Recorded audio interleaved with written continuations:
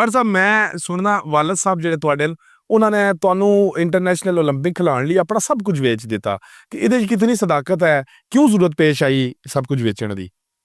ਸਰਕਾਰ ਉਹ ਕਹਿੰਦੇ ਨੇ ਨਾ, ਸ਼ੌਕ ਦਾ ਕੋਈ ਮੁੱਲ ਨਹੀਂ। ਇਦਾਂ ਹੀ ਹੈ। ਤੇ ਸਾਡੇ ਵਾਲਦ ਸਾਹਿਬ ਦੀ ਜਿਹੜੀ ਖੁਆਇਸ਼ ਸੀ ਉਹ ਇਹੀ ਸੀ ਕਿ ਅਸੀਂ ਜਿਹੜਾ ਨਾ ਕੁਛ ਕਰ ਜਾਈਏ, ਆਪਣਾ 100% ਦੇਈਏ ਤੇ ਬਾਕੀ ਅੱਲਾ ਦੇ ਸਪੁਰਦ ਕਰ ਦਈਏ। ਤੇ ਸਭ ਤੋਂ ਪਹਿਲੇ ਜਿਹੜਾ ਸੀ ਉਹ ਸਾਡੇ ਵਾਲਦ ਦਾ ਯਕੀਨ ਸੀ ਆਪਣੇ ਅੱਲਾ ਦੇ ਉੱਪਰ ਕਿ ਸਾਡੇ ਜੋ ਕਰਨਾ ਹੈ ਸਾਡੇ ਅੱਲਾ ਨੇ ਕਰਨਾ। ਸਾਡੇ ਹੱਥ 'ਚ ਸਿਰਫ ਮਿਹਨਤ ਹੈ, ਅਸੀਂ ਮਿਹਨਤ ਕਰ ਸਕਦੇ ਹਾਂ।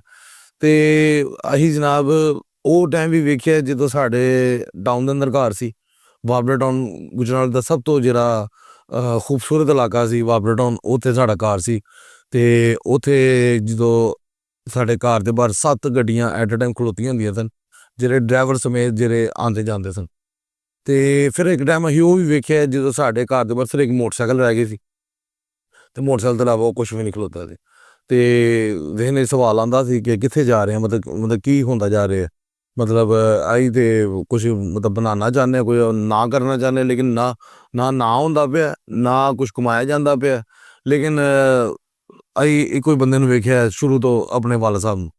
ਅਸੀਂ ਉਹਨਾਂ ਨੇ ਜੋ ਕਿਹਾ ਅਸੀਂ ਉਹੀ ਕਰਨ ਦੀ ਆਪਣੀ ਪੂਰੀ ਕੋਸ਼ਿਸ਼ ਕਰ ਰਹੇ ਹਾਂ ਕਿ ਜੋ ਵਾਲਦ ਸਾਹਿਬ ਕਹਿੰਦੇ ਨੇ ਉਹੀ ਕਰਨਾ। ਤੇ ਅਲਹਮਦੁਲਿਲਾ ਉਹੀ ਵਾਲਦ ਸਾਹਿਬ ਦੀ ਗੱਲ ਮੰਨਦੇ ਰਹੇ ਹਾਂ। ਵਾਲਦ ਸਾਹਿਬ ਜਿਸ ਉਹਨਾਂ ਨੇ ਕਿਹਾ ਦਿਨ ਨੂੰ ਰਾਤ ਕਿਹਾ, ਰਾਤ ਨੂੰ ਦਿਨ ਕਿਹਾ, ਅਸੀਂ ਵੀ ਕਿਹਾ ਉਹੀ। ਤੇ ਅਲਹਮਦੁਲਿਲਾ ਫਿਰ ਅੱਲਾਹ ਤਾਲਾ ਨੇ ਬਾਤ ਸਾਡੀ ਜੋ ਫੜੀ ਹੈ ਤੇ ਫਿਰ ਸਾਰਾ ਕੁਛ ਹੀ ਵਾਪਸ ਆ ਗਿਆ। ਅਸੀਂ ਘਰ ਵੀ ਵੇਚੇ ਨੇ, ਅਸੀਂ ਗੱਡੀਆਂ ਵੀ ਵੇਚੀਆਂ ਨੇ। ਸਾਡੇ ਵਾਲਦ ਸਾਹਿਬ ਨੇ ਈਵਨ ਕਿ ਇਸ ਹੱਦ ਤੱਕ ਆ ਗਏ ਸਨ ਕਿ ਇੱਕ ਵਾਰੀ ਕਹਿੰਦੇ ਨੇ ਕਿ ਸਾਨੂੰ ਵੀ ਨਹੀਂ ਪਤਾ, ਸਾਨੂੰ ਬਾਅਦ ਹੀ ਪਤਾ ਲੱਗਿਆ ਕਿ ਇੱਕ ਵਾਰੀ ਮੈਂ ਮੋਟਰਸਾਈਕਲ 'ਤੇ ਗਿਆ ਤੇ ਮੈਂ ਤੇ ਪੈਸੇ ਵੀ ਨਹੀਂ ਆਏ ਸਨ ਕਿ ਮੈਂ ਗੋਸ਼ਤ ਜਿਹੜਾ ਨਾ ਲੈ ਜਾ।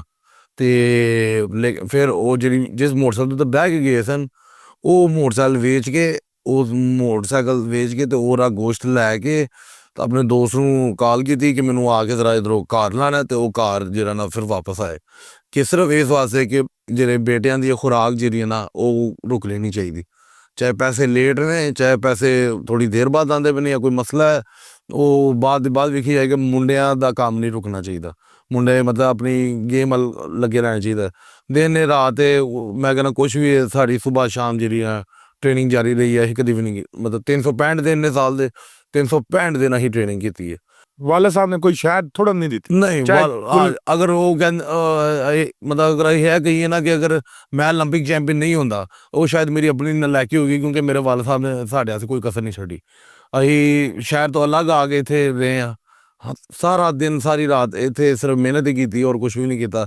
ਅਗਰ ਉਹ ਤੋਂ ਬਾਵਜੂਦ ਜੋ ਸਾਡੇ ਵਾਲਦ ਸਾਹਿਬ ਨੇ ਸਾਡੇ ਸੇ ਕੀਤਾ, ਉਹ ਤੋਂ ਬਾਵਜੂਦ ਇਹ ਓਲੰਪਿਕ ਦਾ ਮੈਡਲ ਨਾ ਲੈ ਗਈ ਤੇ ਫਿਰ ਮੈਂ ਨਾ ਸਾਡੀ ਅੰਦਰ ਕੋਈ ਖਾਮੀ ਹੈ। ਤੇ ਅਸੀਂ ਸਾਨੂੰ ਚਾਹੀਦਾ ਕਿ ਅਸੀਂ ਉਸ ਚੀਜ਼ ਨੂੰ ਜਿਹੜਾ ਨਾ ਖਾਮੀ ਨੂੰ ਦੂਰ ਕਰੀਏ ਤੇ ਆਪਣਾ ਜਿਹੜਾ ਨਾ ਵਾਲਦ ਦਾ ਜਿਹੜਾ ਖੁਆਬ ਹੈ ਤੇ ਉਸ ਖੁਆਬ ਨੂੰ ਜਿਹੜਾ ਪੂਰਾ ਕਰੀਏ।